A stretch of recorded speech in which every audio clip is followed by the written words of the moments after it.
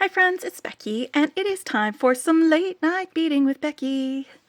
I have been waiting all day to work on this little project idea that I had, and it's just going to be a little idea. Following one of the prompts in the SilverSilk Silkies Facebook group, they're doing a little challenge with daily prompts just for 1 week, and I already did one yesterday when I made a really simple necklace using some capture chain and a few beads and just a really simple minimalist necklace. I'll put a link to that in the description if you want to go check it out. But this one, the prompt was to make a creepy crawly bracelet using SilverSilk hollow mesh. So I've got some of this orange amber colored hollow mesh, and hollow mesh is just a tube of very fine, I think it's 32 gauge wire that has been knitted into a tube. And so for this, it's just empty. There's nothing inside of it. So we're going to put some stuff inside of it. And then I'm going to be adding some legs to it. So do you want to make a caterpillar? No, wait. Is it a caterpillar or is it going to be a centipede? I don't know. Let's figure it out when we make it. So I've got my orange hollow mesh here. I've gone ahead and cut about 9 inches of it to give myself some extra room for making things. I may have to cut it off a little bit shorter, but I'm going to be sort of compressing the hollow mesh around some of the beads that are going to be inside of it.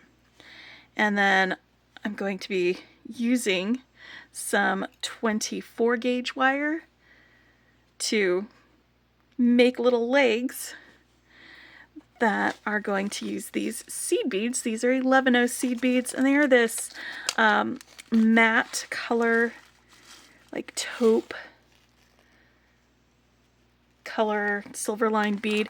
These came in the September curated collection from Beads to Live By, and this color of seed bead, it always makes me think of exoskeletons. So that's why I thought this would make great creepy crawly legs for us to do that. I've also got some black beading wire that we're going to be stringing these 4mm fire polish beads on. This is what's going to go inside of here. And then I've got some 2x2 crimp tubes that'll go on here. Where is my crimper? Literally just had it. There it is. I've got a magical crimper. That is my favorite way of doing crimps. And I'll be using that.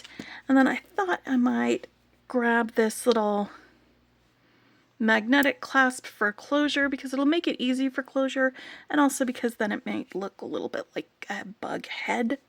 I don't know. We're gonna figure it all out. But yeah, so that's the stuff that I'm going to be using. Oh, I've got some SilverSilk findings as well. These are just little cord ends that the ends of the hollow mesh can go inside and fit into. So I'm going to be using those and all of these. So let me get the beads unstrung. It has been a long day and I have been wanting to get around to this all day, but we have been taking care of things with the family. I've had work. My dogs always have a lot of trouble settling sometimes, and so I can't actually get to beading until later in the day. But it all works out. All right, so let's get my beading wire because I'm going to be putting that in first. And I have learned a few tricks since my last video with the hollow mesh. And one of those is to go ahead and make a little loop, crimp a little loop on here so that when I feed it through the tube, the end of the wire doesn't go poking through or anything weird like that. So let's go ahead and just crimp a little loop on here.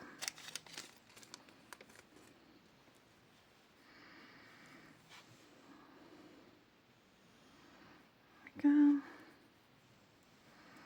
Put that back there.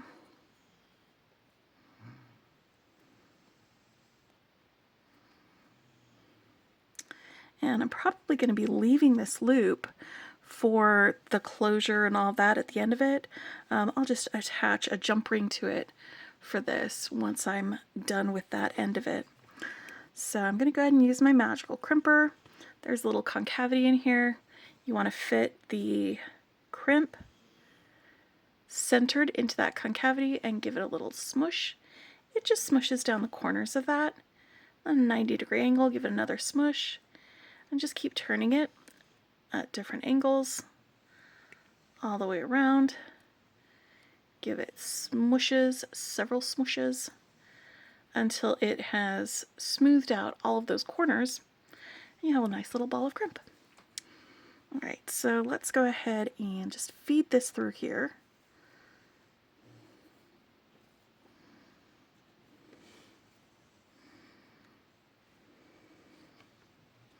Actually, I'm probably going to have to cut that at some point, now that I'm thinking about it, because I don't think this will go through that part.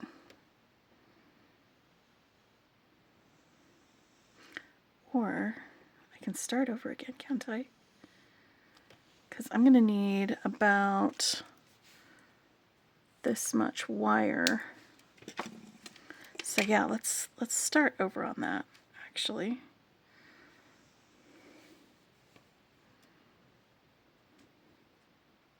Is it going to go this way? No, I'm going to need to do this a different way. Yeah, I'm going to need to cut it after it goes through. That's fine. It's totally fine. All right. So now that that's through, I'm going to start feeding some of these beads into my opening, because I want to get these beads strung on the wire and then into the hollow mesh. Get all of these in here. And these 4mm fire polish beads fit really well inside of here. I think 5mm is probably the biggest that you're gonna want.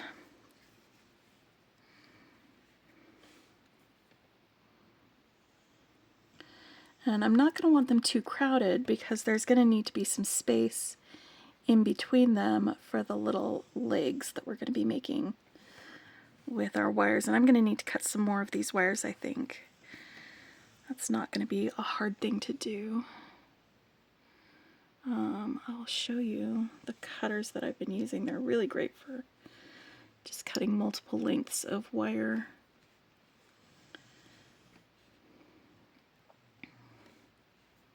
But yeah, I had this idea for this creepy crawly using some wires to add legs. And I have been wanting to get to it all day. Finally, late at night. I know that I'm not the only person who is able to find time late at night for this sort of thing. You know, I'm gonna go ahead now. Yeah. I'm gonna go ahead and do a no, we're going to leave it like that. Yeah, we'll leave that there for right now. But I'm going to get a lot more of these beads in here.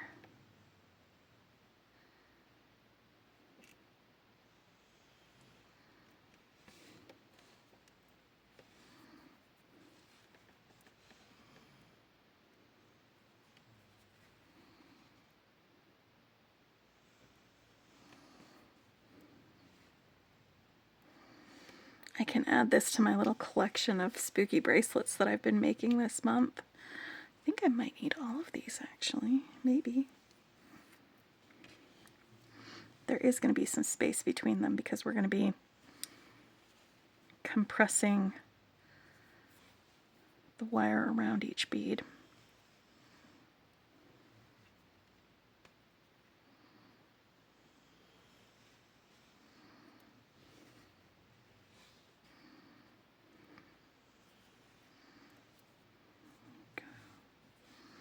Get a few more of these in here.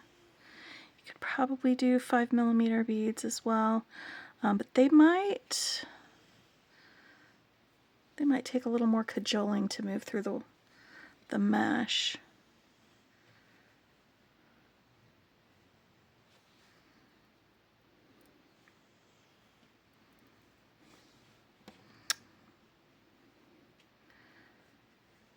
I'm just going to string all of these on here, and I probably won't use all of them.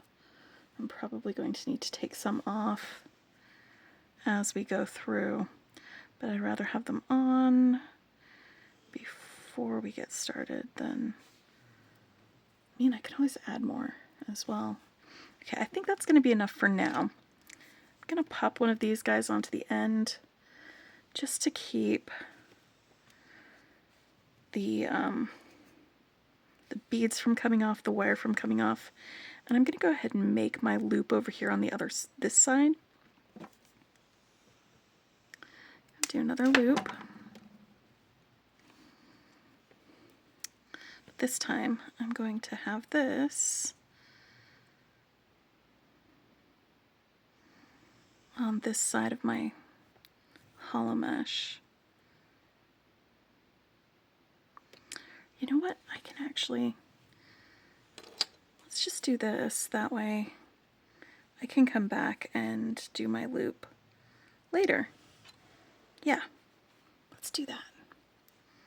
All right, so I'm just going to pinch this end closed with my fingers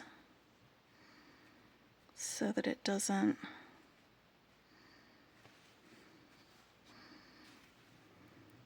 and I'm going to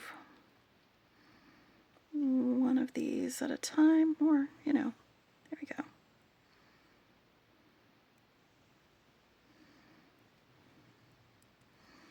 It's fine, it's fine. All right. So now I've got these. These are about 3-inch lengths of wire. I've just gone ahead and cut them, several of these. Let me cut a few more. I've been using this double flush cutter to cut them because then I don't have to worry about flush cutting either end. They both get cut at the same time. So it's really useful when I do like multiple lengths of wire at the same time. All right. Now I need to find the middle, and I'm going to just do that by making a little U-bend and bringing both of those ends together on each of these. I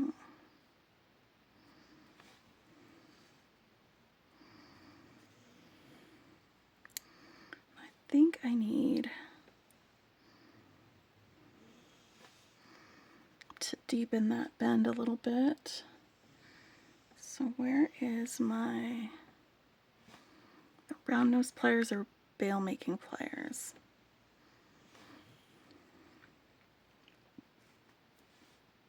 I think the bail making pliers should work. I wouldn't suggest doing anything like 22 gauge wire would probably still work for this, although you run the risk at this next part that we do it of deforming the hollow mesh a little bit more if you don't have wire that's really easy to bend. And this 24 gauge is very easy. As you can see, I'm barely putting any effort into that to bend these. All right. Just put it right there. Form it into more of a circle. Like that. And then I'm going to put this around that 4mm bead. No, go that way.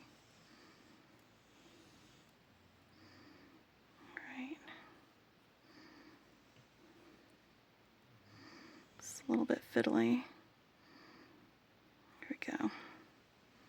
Now it's going to compress the hollow mesh around that bead like that.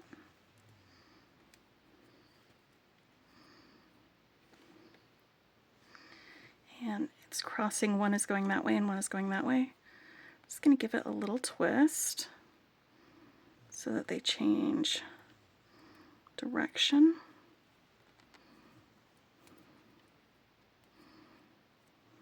And one more twist. All right. And now I'm gonna go ahead and move on to the next 4mm bead. And I didn't want to compress that hollow mesh too much when I was doing that. I'm just using the wire going through that hole just to maneuver that next bead where I want it to be. I'm going to try doing that without forming it around the bill making pliers first.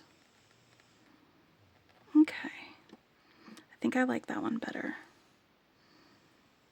I'll twist this.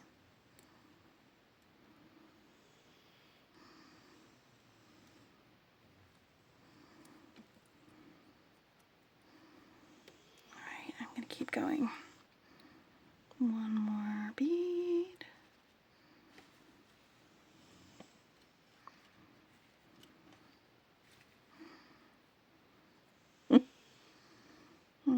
Is that one moving too easily? Maybe.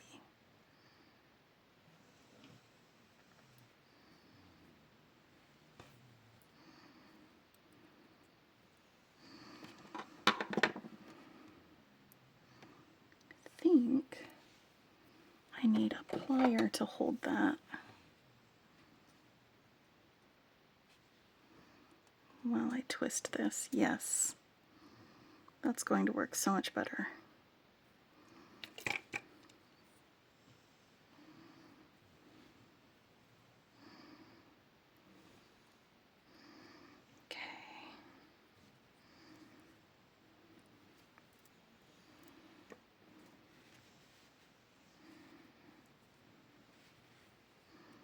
Holding a plier up.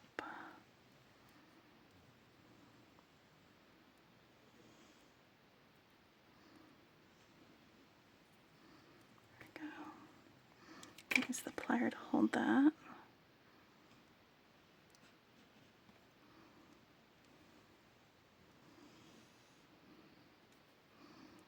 Perfect. That's what I want. And the next one.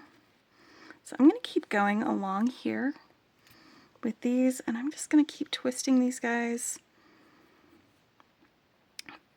between these 4mm fire polish beads.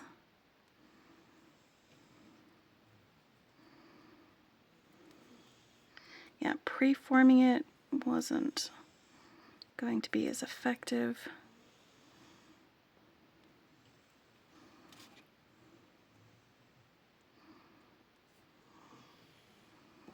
Making sure that we've got hold of the wire and not of the flat mesh when I twist it helps.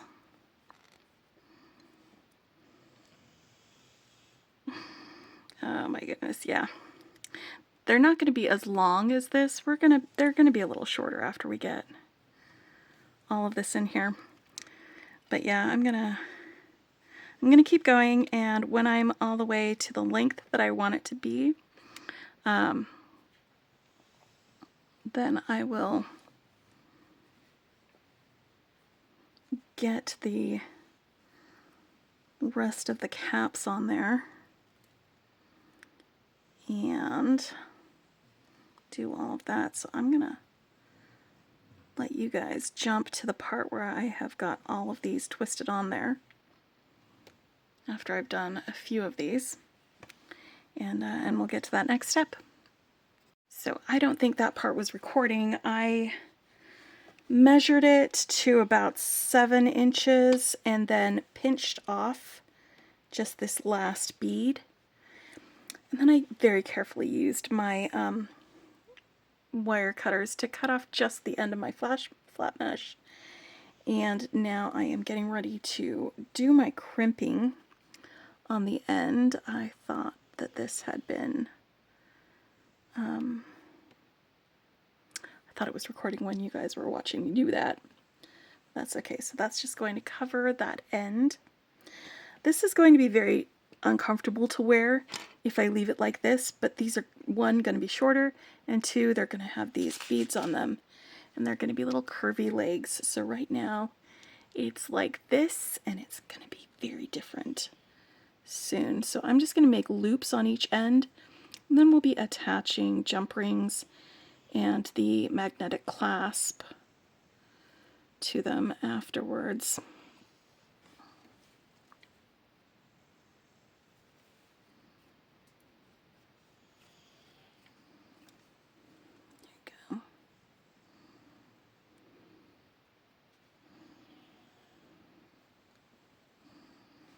Doesn't need to be a big loop, it can be a smaller loop than that.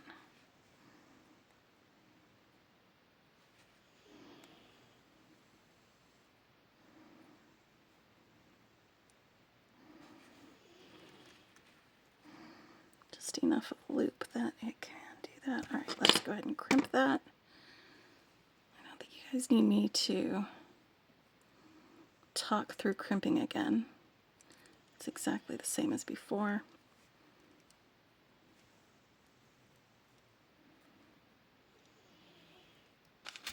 Okay, so we've got that end. Stretch this out just a little bit. Not too much.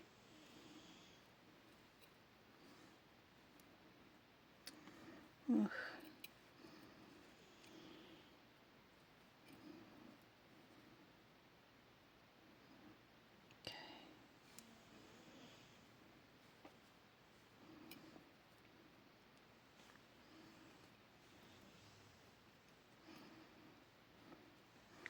And let's get the other end crimped so it is ready to go.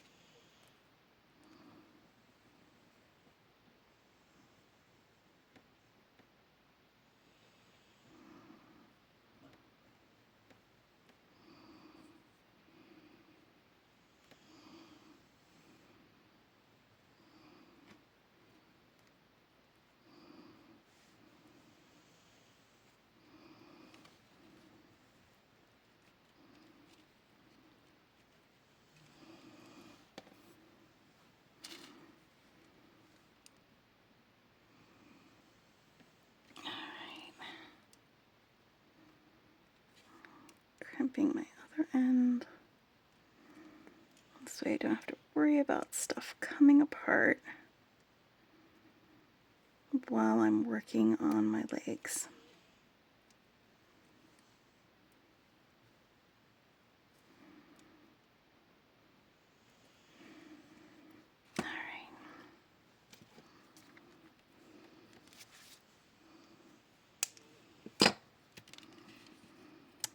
Let's start here with these legs.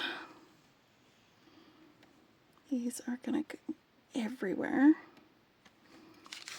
I think I'm gonna do 8 beads on each leg. That sounds like a good amount. Let's see how long that's gonna be. Oh, well. I'm gonna need to pick these up and put them on. 1, 2, 3. This could be very tedious to watch me do. So let's just do the first one together and then I can skip past. So that's 4. Let's do another 4. 1, 2, 3, 4. How about one more?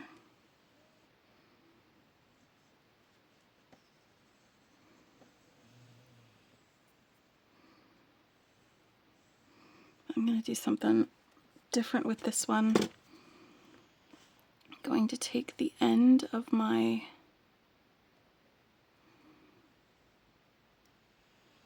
wire and I'm just going to start rolling it up.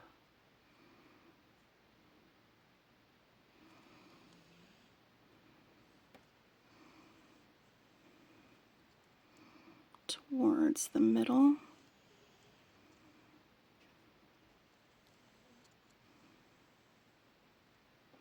And once that's right there next to those beads, I can take this and bend it up and then around like that. Let's do it on the other side. Let's get 8 beads on there. Well, actually, was it 8 or was it 9? 1, 2, 3, 4, 5, 6, 7, 8, 9. 9. And then we'll do our little roll. Roll it up. Let's get all of these guys out of the way. See, it's shorter because I rolled it up.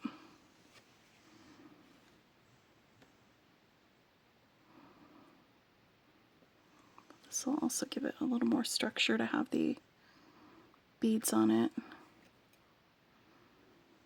2, 3, ooh, 3. Most of you probably won't see this until Tuesday. This was the Monday prompt for the Creepy Crawly. 1, 2, 3, 4, 5, 6,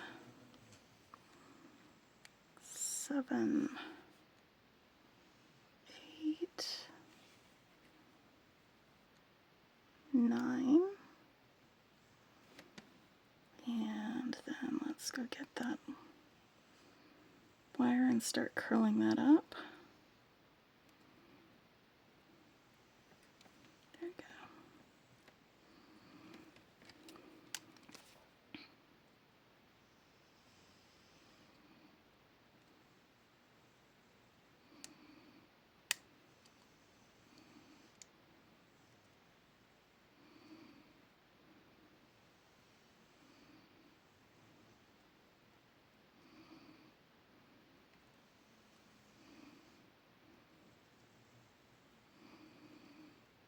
Doesn't need to be a perfect spiral. I'm mostly curling it back onto itself. In fact, I don't think a perfect spiral would work well with this. We want it to still be more creepy than cute.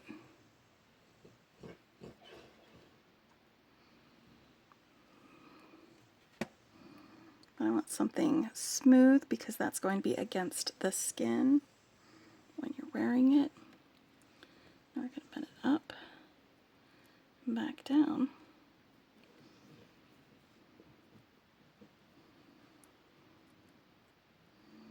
Like that. So you've got 2 legs done. I'm going to do the same thing for the rest of these guys, and I'll meet you back here once that's done.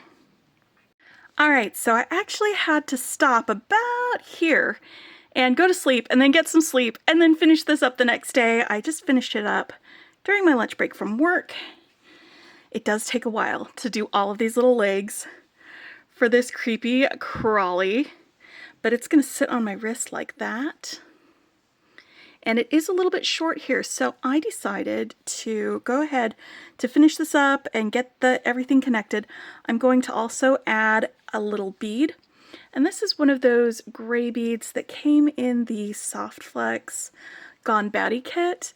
I think it'll be perfect right here, and then we'll have our connectors on that side. So let me get some 20 gauge wire to make like a wrapped loop with this guy. So I'm just going to go bend that back and then forward around this these bail making pliers. And now that I've got a loop here, I'm going to connect this end of my bracelet and then hold my loop while I wrap my wire. If I can unhook my pliers from my, I'm just using my finger to move this around. You can use pliers if this is a little hard. It's not a problem, but I just want like maybe 3 wraps on there. And then we'll have this and a few more, so let's cut that. So this is going to be, instead of a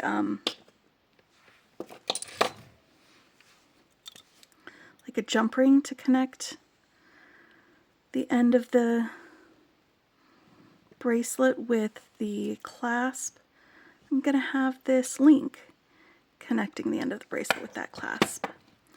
I'm just trying to make sure we don't have any pointy or rough edges on there. Let's get this guy out here.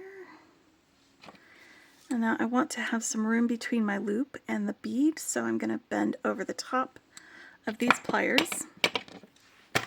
And then I'm going to hold this with my looping pliers, bring it over the top, open it up and rotate it, swing it around to the other side so it's crossing over there. And I'm going to put the other one end of my clasp on. I'm so happy with the way this turned out. I had this dumb idea and it actually works. It actually works. I love it. All right. Let's get this wrapped all the way around here. So there's a whole other prompt for today, now that it's, the next day. But you can post them any day before the deadline in that Facebook group. That I'm going to put a link to the Facebook group in the description below if you want to check out the challenge and some of the other prompts. It's really fun. I like little beading challenges. It makes for really fun times. And like, I would probably have never even thought to make a little centipede bracelet if it wasn't for that prompt. I would not have even considered this if it was not for that prompt, for that challenge. Come here, buddy.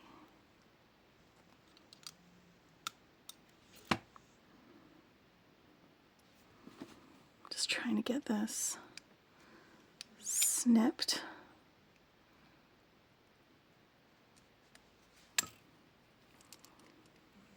Why is that missing the end?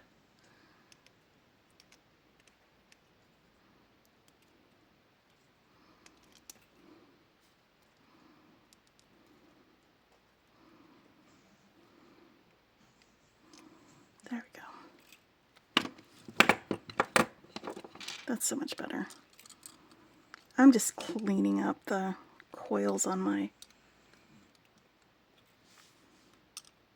wrapped loop. It doesn't need to be that clean or that perfect, especially since we've got just some weirdo legs going on there. Okay, so we've got one end hooked. Let's grab the other end. And this is always a lot of fun to try and get these magnetic clasps connected because they like to grab on to my pliers. So I'm going to do that end first and then put this guy in here and let him just swing around and do whatever he wants to. There he goes. Now I can close my jump ring.